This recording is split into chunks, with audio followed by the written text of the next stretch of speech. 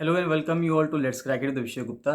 तो guys video को पूरा देखिए, एंड तक वीडियो को देखिएगा। इसमें सब चीज़ें बताई गई हैं, बहुत अच्छे से आपको समझाया गया है, तो आप इसको पूरा अंत तक जरूर देखिएगा। जो भी आपको डाउट आता है, कोई इसमें अगर सजेशन है, फीडबैक है, तो उसको कमेंट सेक्शन में कमेंट करके जरूर बताइएगा।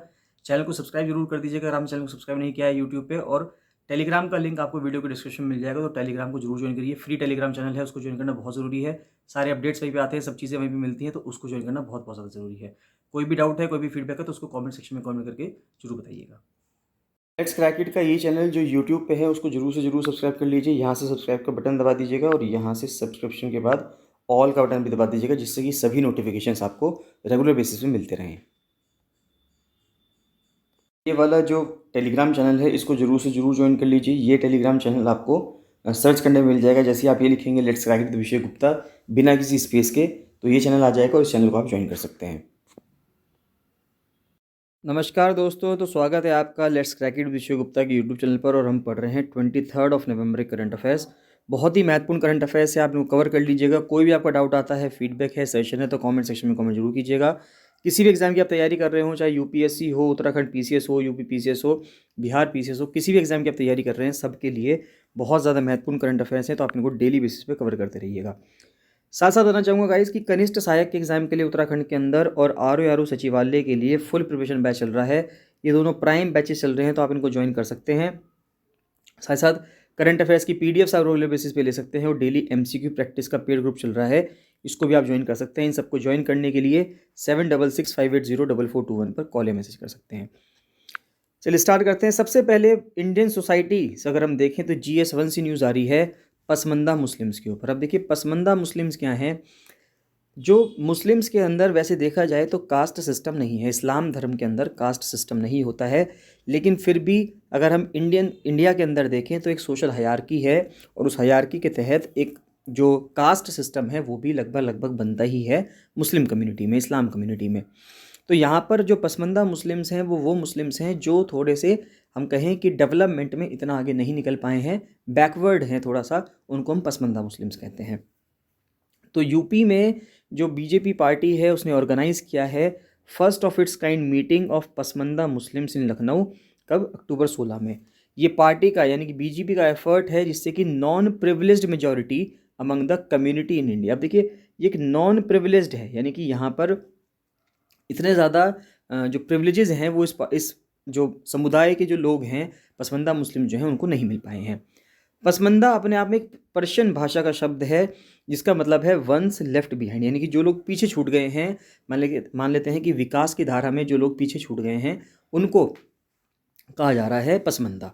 The word is used to describe the depressed classes among Muslims, यानी कि जो डिप्रेस्ड क्लासेस हैं, यानी कि दबे कुचले जो वर्ग के लोग हैं, उनको रिप्रेजेंट करने के लिए यूज़ किया जाता है पसमंदा शब्द का।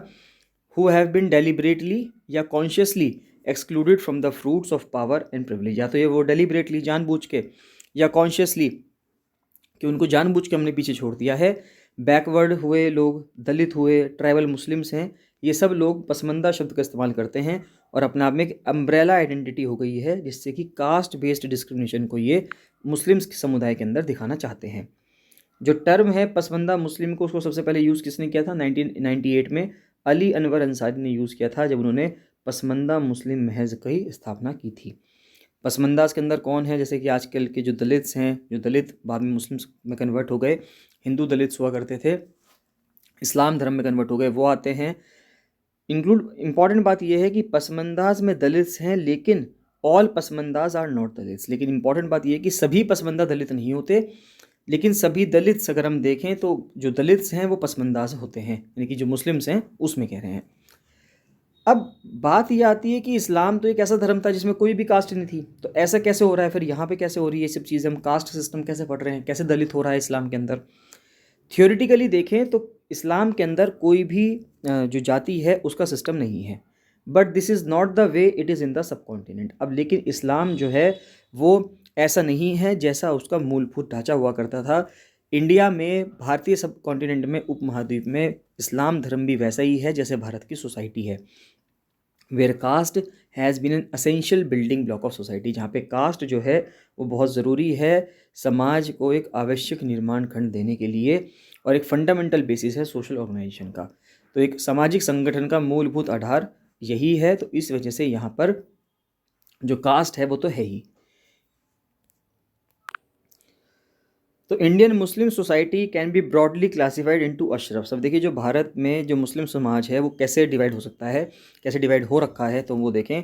तो एक तो आते हैं अशरफ। तो अशरफ कौन लोग हुए? ये नोबल इलीट है, यानी कि जो सबसे रईस लोग हैं, रसूखदार जो लोग हैं समाज के अंदर, नोबल इलीट है या ऑनरेबल वंस हैं, जिनकी बहुत ज़्यादा इज्जत है समाज में, उनको अशरफ कहा जाता है। उसके बाद आते हैं अजलफ्स, ये बैकवर्ड मुस्लिम्स हैं। और फिर आते हैं अर्जल, जो कि दलित मुस्लिम्स हैं।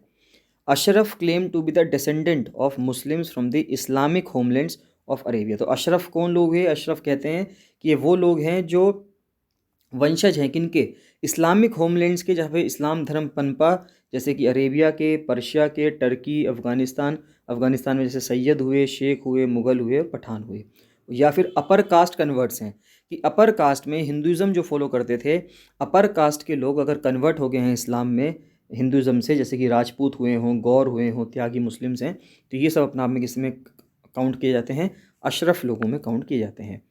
फिर आते हैं अजलफ्स। तो अजलफ्स क्या हैं? ये मिडिल कास्ट कन्वर्ट्स हैं who were involved in occupations that are considered ritually clean, जैसे मोमीन या जुलाहा जो हुआ करते थे, वीवर्स, दर्जी हुआ करते थे, इदरीस, इदरीस मतलब टेलर हुए, रईन है या कुंजाराज हैं, यानी कि वेजिटेबल सेलर्स हैं। ये सब अजलफ्स की जो कम्युनिटी है उसके अंदर आते हैं। फिर आते हैं अर्जल्स। अगर आप देखें तो ये traditionally been beyond the pale and were first recorded only in 1901 census. यानी कि फिर जो अर्जल्स हैं, ये अर्जल्स अब सबसे लोवेस्ट, जो अगर हम हायरार्की देखें तो ये सबसे नीचे आते हैं, अनटचेबल हैं। अनटचेबल कम्युनिटी में इनको रखा गया है, जैसे कि हलाल खोर हैं, हेला है, लाल बेगी है या भंगीज़ हैं, इनको स्केवेंजर्स कहा गया। धोबीज़ हैं, यानी कि वॉशरमैन, नाई या हजामत जो मनाते हैं, बार्बर्स हुए, चिक्स यानी कि जो बुचर्स हैं, और फ़कीर यानी कि बेगर्स हैं। तो सबसे लोवेस्ट कम्युनिटी में इनको रखा गया। फिर एक रिपोर्ट आई। अब देखिए, ये सब तो एक कम्युनिटी का सिस्टम क्या था वो बताया गया। अब देखते हैं कि भारतीय संविधान के अनुसार भारतीय सरकार ने क्या कदम उठाए हैं। तो 2005 में सचर कमेटी लगाई गई, उसमें ये बताया गया, ये स्टडी करने के लिए कि सामाजिक, आर्थिक और अगर हम पढ़ाई की एजुकेशन कंडीशंस देखें इंडियन मुस्लिम्स की, वो कैसी है। तो उन्होंने कहा है कि one can discern 3 groups among Muslims. पहले तो वो हैं जिनके पास कोई भी सोशल डिसेबिलिटी नहीं है, जैसे कि अशरफ सबसे अच्छे लोग हैं, यानी कि सबसे ज़्यादा समृद्ध लोग हैं। Those equivalent to Hindu OBC, यानी कि वो फिर लोग आए इस्लाम के अंदर जो हिंदू ओबीसी से लगभग लगभग इक्विवेलेंट हैं, जिनको कहा गया अजलफ्स। और फिर जो हिंदू एससी से इक्विवेलेंट हैं वो हैं अर्जल्स। और those who are refer to as Muslim OBCs combine Ajlafs and Arzals. तो मुस्लिम ओबीसीज को उसको कहा गया, अजलफ्स को और अर्जल्स को दोनों को मिला के कह दिया गया। फिर जस्टिस रंगनाथ मिश्रा कमीशन लगाया गया 2007 में। उसने ये कहा कि caste system impacted all religious communities in India including Muslims. तो उन्होंने सिंपल सी बात कह दी कि ऐसा नहीं है कि अगर इस्लाम धर्म अपने आप में ऐसा कहता है कि हमारे यहाँ सोशल हायरार्की नहीं होती या हमारे यहाँ कास्ट सिस्टम नहीं होता, तो रंगनाथ मिश्रा कमीशन ने ये कहा कि ऐसा नहीं है। कास्ट सिस्टम ने इम्पैक्ट किया है, असर डाला है सभी धार्मिक समुदायों को जो कि भारत में प्रभावित हो रहे हैं, जिनका प्रभाव भारत में चल रहा है, सभी धार्मिक समुदायों का। तो वो जितने भी रिलीजियस अगर सेगमेंट्स हैं, अगर हम देखें, कम्युनिटीज़ हैं, उन सब के अंदर कास्ट सिस्टम तो है ही। सचर कमेटी का कहना यह है कि ओबीसी और एससी एसटी जो हैं, जो मुस्लिम्स हैं, वो 40% हैं भारत की ओवरऑल मुस्लिम पॉपुलेशन में। बट पसमंदा एक्टिविस्ट्स और स्कॉलर्स का ये कहना है कि भारतीय मुस्लिम पॉपुलेशन का 80 से 85% जो हिस्सा है, जो वर्ग है, वो पसमंदा है। यानी ये कहा गया कि अगर कहीं पर भी आपको इस मुस्लिम पॉपुलेशन दिखती है तो मान के चलिए कि वहाँ पे पसमंदा मुस्लिम्स तो होंगे ही होंगे। This would be broadly in line with the 1871 census. सबसे पहला जो सेंसस हुआ 1871 में, दैट ओनली 1872 में हुआ, बेसिकली 71 में भी नहीं हुआ, that said only 19% of Muslims in India were upper caste. उसमें ये कहा गया था कि 19% मुस्लिम्स भारत में अपर कास्ट हुआ करते थे। और ये भी एक समझने वाली बात है कि जब पार्टीशन हुआ तो पार्टीशन के दौरान जो इंडिया से पाकिस्तान गए वो भी कौन लोग गए? जो सबसे समृद्ध लोग हुआ करते थे, इस्लाम धर्म को फॉलो करने वाले जो सबसे रईस लोग हुआ करते थे, वही लोग पाकिस्तान गए। अशफाक एंड पसमंदा आइडियोलॉग्स एग्री कि एक 80 और 20% का हिस्सा है, कि 80 जो हैं वो लोअर कास्ट के लोग हैं इस्लाम में इस टाइम पे भारत में, और 20% जो हैं वो अपर कास्ट के लोग हैं। और पार्टीशन के दौरान ये कहा गया कि बहुत सारे जो मुस्लिम इलीट थे वो चले गए, माइग्रेट करके चले गए यहाँ से पाकिस्तान में। तो अब 85 और 15 रह गए हैं कि 85% जो भारत में पसमंदा मुस्लिम्स हैं और 15% जो हैं वो अशरफ हैं, यानी कि जो इलीट क्लास है। तो पसमंदा मुस्लिम्स की डिमांड अगर हम देखें वो क्या है कि अब सिंपल सी डिमांड है कि उनकी डिमांड ये रहेगी कि उनको जॉब्स में रिप्रेजेंटेशन मिले, कानून के अंदर, लेजिस्लेचर में, विधायिका के अंदर वो बैठ पाएँ, गवर्नमेंट रन जो माइनॉरिटी इंस्टीट्यूशंस हैं उनमें उनको अधिकार मिले, और जो कम्युनिटी के द्वारा, इस्लामिक कम्युनिटी के द्वारा जो ऑर्गेनाइजेशंस, जो संगठन चलाए जाते हैं उनमें उनको रिप्रेजेंटेशन का अधिकार मिले, भागीदारी का अधिकार मिले, यही उनकी डिमांड है। Major Pasmanda demands include conducting a caste census. तो एक बहुत बड़ी जो पसमंदा मुस्लिम्स की जो डिमांड है वो ये है कि एक कास्ट सेंसस करवाना चाहिए, जिसके वजह से रिजर्वेशन कैटेगरीज़ को रिस्ट्रक्चर किया जा सके। जो स्टेट का सपोर्ट है, गवर्नमेंट का जो सपोर्ट है आर्टिजन्स को, क्राफ्ट पर्सन को यानी कारीगरों को, शिल्पकारों को, एग्रीकल्चरल लेबर्स को यानी कि जो खेती में मजदूर होते हैं, जो कि बहुत ज़्यादा गरीब जो वर्ग है, एक मोस्ट इम्पोवरिस्ड हैं इंडियन मुस्लिम्स में, यानी कि सबसे अधिक जो गरीब लोग हैं उनको इसका फ़ायदा मिल सके।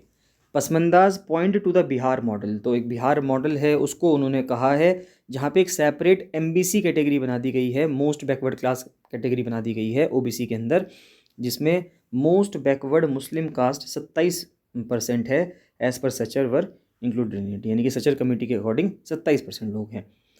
पसमंदा लीडर्स का कहना यह है कि say that including Dalit Muslims in the SC/ST category will extend the protection offered by the SC/ST act against religious targeting. तो उनका कहना यह है पसमंदा लीडर्स का कि जो SC/ST prevention of atrocities act है, इसके तहत जो दलित मुस्लिम्स हैं उनको भी इसमें ऐड कर देना चाहिए, जिस वजह से अगर रिलीजियस टारगेटिंग होती है तो उससे मुस्लिम्स को बचाया जा सके, तो SC/ST एक्ट में उसको डाल देना चाहिए, ये कहना है पसमंदा मुस्लिम के लीडर्स का।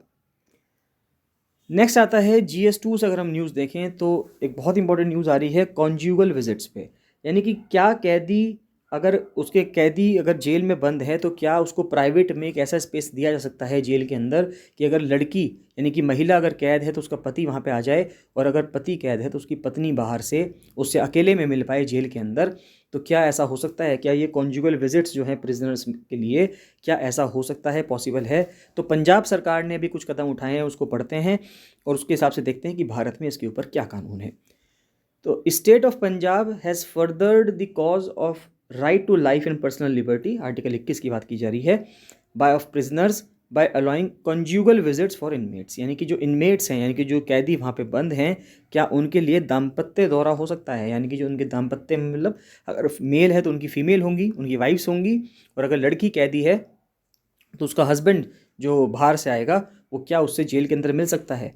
It is expected that this initiative will lead to strengthening of matrimonial bonds and also ensure good conduct of prisoners.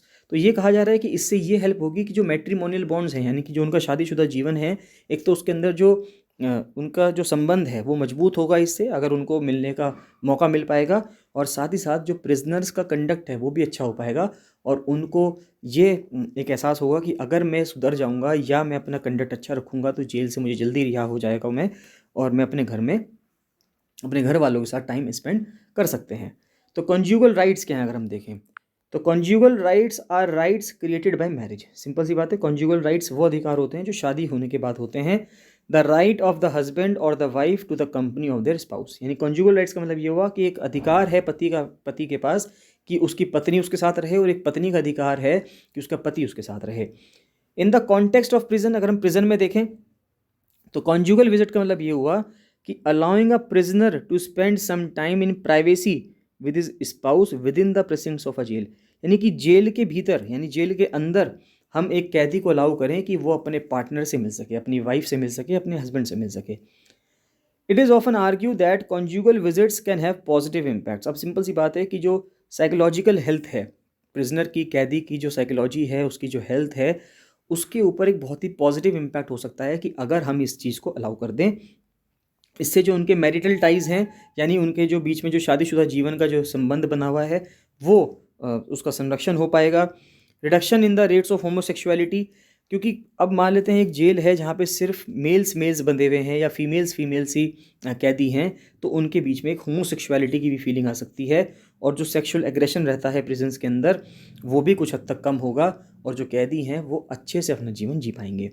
It is also argued that conjugal visits are a fundamental right of the spouses of the prisons. और ये भी important बात की जा रही है कि जो कॉन्जुगल विजिट है ये फंडामेंटल राइट है किनका, जो कैदी बंद है उनके स्पाउस का। मान लो अगर मेल कैदी बंद है तो उनकी जो वाइफ होगी उसके पास ये अधिकार है कि उसको एक कॉन्जुगल विजिट का मौका मिलना चाहिए। Prisoner rights are internationally recognised. अब देखिए जो प्रिजनर्स के जो राइट्स होते हैं वो इंटरनेशनली अंतर्राष्ट्रीय स्तर पर कुछ रिकॉग्नाइज्ड है यूनाइटेड नेशंस के through, universal declaration of human rights के थ्रू, और एक इंटरनेशनल कोविनांट आया था सिविल और पॉलिटिकल राइट्स पे। इन सब में कैदियों के अधिकारों को बताया गया था।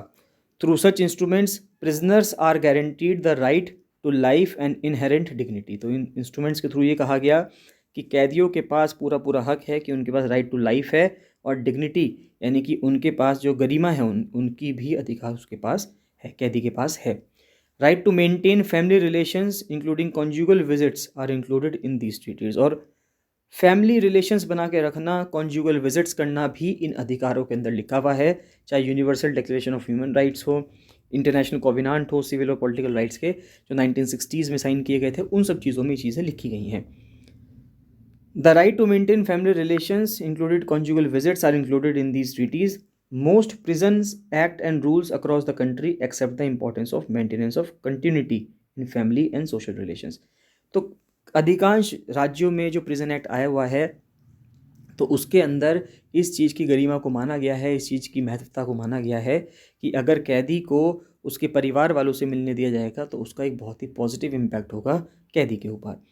हाई कोर्ट ने ये भी कहा है कि conjugality is available to prisoners under article 21। कुछ रेस्ट्रिक्शंस हैं उसमें, अगर वो रेस्ट्रिक्शंस हटा दें यानी कि रेस्ट्रिक्शंस को माने तो उन रेस्ट्रिक्शंस को मानते हुए आर्टिकल 21 के तहत एक कैदी को उसकी परमिशन मिलती है। पंजाब मॉडल क्या है, तो state guidelines clarify that conjugal visits are a matter of privilege rather than a right. और ये भी इंपॉर्टेंट बात है कि पंजाब मॉडल में ये कहा गया है कि ये एक प्रिविलेज है, यानी कि अगर आपका कंडक्ट अच्छा रहा है, कैदी अच्छे नेचर का है, वो चाहता है कि वो अपने आप को रिफॉर्म करे, अपने आप को बदले, तो उसे ये अधिकार मिल सकता है कि उसको ये मौका मिल जाए कि कॉन्जुगल विजिट्स हो जाएं, यानी उसकी वाइफ उससे मिलने आ सकती है या उसका हस्बैंड उससे मिलने आ सकता है। लेकिन अगर वो उस कैदी का जो बिहेवियर है वो ठीक नहीं है, वो अच्छा नहीं है, तो सरकार, प्रिजन यानी कि जेल, उसको जेल अधिकारी उसको मना भी कर सकते हैं और उसको कॉन्जुगल विजिट का जो अधिकार है वो भी हो सकता है कि ना दिया जाए। नेक्स्ट न्यूज़ आती है इंटरनेशनल रिलेशन से। चाइना ने एक डिप्लोमेसी यानी कि एक कूटनीति अपनाई है, इसको कहा गया है वुल्फ वॉरियर डिप्लोमेसी। जैसे कि एक आता है, जब अकेला कोई पर्सन अगर टेररिस्ट अटैक करता है तो उसको बोला जाता है लोन वुल्फ अटैक, कि वो अकेला आदमी था और उसने अटैक करना शुरू कर दिया, तो लोन वुल्फ अटैक कहा गया। और इसी प्रकार से एक डिप्लोमेसी कूटनीति अपनाई जा रही है चाइना के द्वारा, जिसको वुल्फ वॉरियर डिप्लोमेसी कहा गया। ये एक टर्म है जिसको पॉपुलैरिटी में लाया गया है जब शी जिनपिंग प्रेसिडेंट बने और उन्होंने वुल्फ वॉरियर डिप्लोमेसी को फॉलो करना शुरू किया। ये एक ऐसी टैक्टिक थी for the Chinese government to extend its ideology beyond China, कि उसकी जो उसकी विचारधारा है, चाइना की जो विचारधारा है वो उसको फॉलो करे, उसको लागू करे कहाँ पे, चाइना से बाहर भी, and counter the west and defend itself. और वेस्ट को यानी कि जो पश्चिमी देश हैं उनको डिफेंड करें, उनको कंटेंट करे और ख़ुद को डिफेंड करे। It is an unofficial term. Important बात यह है कि ये एक अनऑफिशियल टर्म है, इसके बारे में कहीं पे कुछ लिखा हुआ नहीं है। For the more aggressive and confrontational style of communication that Chinese diplomats have taken to in the last decade. यानी कि अब चाइनीज़ डिप्लोमेट्स अगर हम देखें, जो उनके राजदूत हैं चाइना के अलग अलग देशों में, वो बहुत ही एग्रेसिव वे में बात करते हैं वहाँ की सरकारों से, जो कि बिल्कुल भी एक डिप्लोमेट के लिए सूटेबल नहीं है। तो उस चीज़ के लिए बारे में बात की जा रही है। तो वुल्फ वॉरियर डिप्लोमेसी की ज़रूरत क्या है, अगर हम देखें तो जो चेंज हुआ है स्ट्रैटेजी में has been attributed to many reasons. तो कई सारे रीजंस हैं इसके लिए, जैसे कि शीज़ मोर अथॉरिटेरियन टेंडेंसी। अब जो शी जिनपिंग हैं उन्होंने वापस से वो और समय के लिए राष्ट्रपति बने रहेंगे चाइना में, तो उनकी अथॉरिटेरियन टेंडेंसी चल रही है कि यानी कि जो वो चाहते हैं बस वही होगा। डेटियोरेटिंग यूएस चाइना रिलेशंस, अमेरिका का और जो चाइना के रिलेशंस हैं वो ख़राब होते जा रहे हैं। पहले यूएस प्रेसिडेंट डोनाल्ड ट्रंप रहे उस दौरान तो बहुत ज़्यादा कमी रही, अभी जो बाइडेन के आने के बाद भी ऐसा नहीं है कि रिलेशंस अच्छे रहे हैं। कोरोना वायरस पेंडेमिक रहा, उसके वजह से चाइना के ऊपर काफ़ी आरोप प्रत्यारोप किया गया कि चाइना की वजह से कोरोना पेंडेमिक फैला है, और वापस हम देख रहे हैं कि अब कोरोना पेंडेमिक की लहर जो है वो दोबारा से आ रही है। तो बस आपको ये बताना चाहिए कि जो वुल्फ वॉरियर डिप्लोमेसी है ये यूज़ किया गया किसके पर्सपेक्टिव में यूज़ किया गया। पहली बात तो वुल्फ वॉरियर टर्म डिप्लोमेसी के लिए, कूटनीति के लिए इस्तेमाल किया गया, और ये कूटनीति कौन अपना रहा है? चाइना बना रहा है। नेक्स्ट आता है जम्मू कश्मीर और लद्दाख की एक ही हाई कोर्ट है और उसके एक्टिंग चीफ जस्टिस लगाए गए हैं अभी जस्टिस रबस्तान। तो जस्टिस रबस्तान जो हैं ये बिलोंग करते हैं लद्दाख से, और ये जो एक कंबाइंड हाई कोर्ट है जम्मू कश्मीर लद्दाख की, उसके एक्टिंग चीफ जस्टिस लगाए गए हैं। Celebrations broke out across the Union Territory of Ladakh as Justice Tashi Rabstan became the first Ladakhi to reach the position of acting Chief Justice of the Joint High Court of J&K and Ladakh। तो जो joint high court है Jammu Kashmir union territory और Ladakh union territory की, तो जो justice Tashi रब्स्तान है वो पहले लद्दाखी बन गए हैं जो एक्टिंग चीफ जस्टिस की पोस्ट तक पहुंच पाए हैं। Justice Rabstan assumed the position following the retirement of chief justice Ali Mohammad Magrey. तो जब वो जो चीफ जस्टिस थे अली मोहम्मद मागरे वो रिटायर हुए, तो अब जस्टिस रब्स्तान जो है वो क्या बन गए? एक्टिंग चीफ जस्टिस बने हैं कुछ टाइम के लिए। ये लेह से बिलोंग करते हैं जहाँ पे way and was the first high court जज फ्रॉम लद्दाख। और इंपॉर्टेंट बात ये है ये पहले हाई कोर्ट जज हैं लद्दाख से, यानी कि लद्दाख से अब तक कोई हाई कोर्ट का जज बने ही नहीं है, सारे जम्मू कश्मीर से आते थे। देखिए कितनी बड़ी बात है। नेक्स्ट है UGC forms panel to work on text books in Indian languages, यानी कि जो भारत में यूनिवर्सिटी ग्रांट्स कमीशन है उसने एक पैनल बनाने की बात की जा रही है। एक पैनल बनाया है जो किताबों को भारतीय भाषाओं में छापेगा। जैसे कि अभी तक हम इंजीनियरिंग की किताबें, मेडिकल की किताबें सिर्फ इंग्लिश भाषा में पढ़वाते हैं, अब वो भारतीय भाषाओं में, चाहे वो हिंदी हो, संस्कृत हो, तमिल हो, तेलुगु हो, भारतीय भाषाओं में वो किताबें छपेंगी। University Grants Commission held a meeting with international publishers. तो जो अंतर्राष्ट्रीय पब्लिशर्स हैं उनके साथ बातचीत की है, मीटिंग की है, कि जिससे कि जो हमारी टेक्स्ट बुक्स हैं अंडर ग्रेजुएट कोर्सेज़ की, यानी कि बीटेक की, बीए की, एमबीए की, एमबीए तो मास्टर्स हो गया, बीबीए हो सकता है, यहाँ पे बीटेक हो सकता है, एमबीबीएस हो सकता है, उसको इंडियन लैंग्वेजेस में लाया जाए। और टाइमलाइन सेट की है 6 से 12 महीने की कि इसके बीच में ये चीज़ें आनी चाहिए। तो वाइली इंडिया पब्लिकेशन है, स्प्रिंगर नेचर है, Taylor Francis, Cambridge University, Cengage India, McGraw Hill, तो इन सबको कहा गया है यूजीसी की चेयरपर्सन एम जगदेश कुमार द्वारा कि आप इसके ऊपर काम करें। The course books will be translated into, अब देखिए कई सारी लैंग्वेजेस में ट्रांसलेट की जाएंगी, और वो भाषाएं देख लेते हैं कौन कौन सी हैं। तेलुगु, तमिल, कन्नड़ा, मलयालम, मराठी, गुजराती, उड़िया, बंगाली, आसामी, पंजाबी, हिंदी, उर्दू, कई सारी भाषाओं में कहा गया है कि इन सभी भाषाओं में किताबें आनी चाहिए, सिर्फ इंग्लिश में नहीं आनी चाहिए। UGC has informed the publishers that it would like to encourage Indian authors and academics to write the textbooks in regional languages। तो UGC ने ये भी कह रहा है UGC कि जो भारतीय ऑथर हैं उनको भी इनक्रेज किया जा रहा है कि आप भारतीय भाषाओं में जो लोकल लैंग्वेजेस हैं उनके अंदर किताब लिख के दीजिए, जिससे कि स्टूडेंट्स को पढ़ने में बहुत ज़्यादा आसानी हो। It has also suggested that a model needs to be jointly developed to provide text books at affordable prices. एक अफोर्डेबल प्राइजेस पे भी मिले किताबें डिजिटल फॉर्मेट में, जिससे कि स्टूडेंट्स को बहुत ज़्यादा उससे हेल्प मिले।